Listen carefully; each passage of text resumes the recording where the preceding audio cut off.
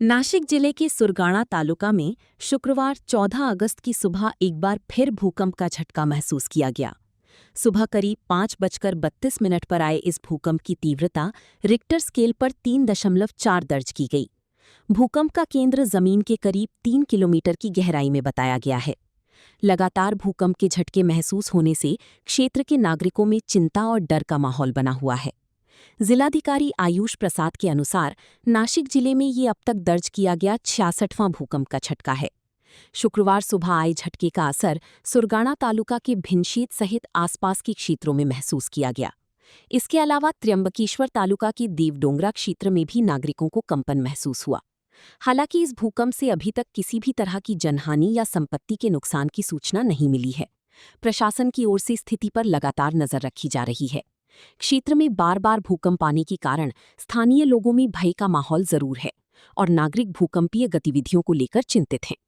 सुरगाणा क्षेत्र में लगातार महसूस हो रही भूकंप के झटकों को देखते हुए प्रशासन ने अब निगरानी व्यवस्था को और मजबूत किया है। क्षेत्र में भूगर्भीय हलचलों पर नजर रखने के लिए अत्याधुनिक ब्रॉडबैंड सिस्मोग्राफ कार्यान्वित किया गया है।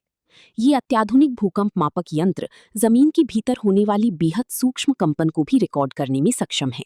इससे क्षेत्र में होने वाली भूकंपीय गतिविधियों की अधिक सटीक जानकारी प्राप्त की जा सकेगी।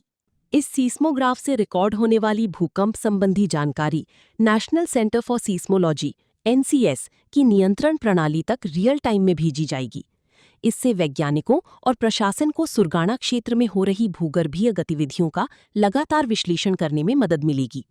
बार बार आने वाले भूकंप के कारणों और उनके पैटर्न का वैज्ञानिक तरीके से अध्ययन करने के लिए ये व्यवस्था महत्वपूर्ण मानी जा रही है। प्रशासन की ओर से नागरिकों से घबराने की बजाय सतर्क रहने की अपील की जा रही है।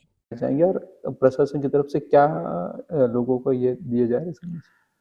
इंट्राप्लेट फॉल्ट जो वेस्टर्न घाट्स में है, जो अभी नासिक का जो पेठ, सुरगाणा, कड़वन, ढिंडोरी, वो जो 4 तालुका का जो बाउंड्री वाला जो परिसर है, वहाँ पर एक इंटरप्लेट फॉल्ट होने की वजह से भूकंप के झटके नासिक के इस परिसर में हुए हैं। हमारे जो रिकॉर्ड्स हैं, जो ओल्डेस्ट पॉसिबल भूकंप का जो हिस्ट्री नासिक में है, वो 1869 का, जब नासिक जिला घोषित हुआ था, तब से भूकंप के विभिन्न प्रकार के रिकॉर्ड्स हैं।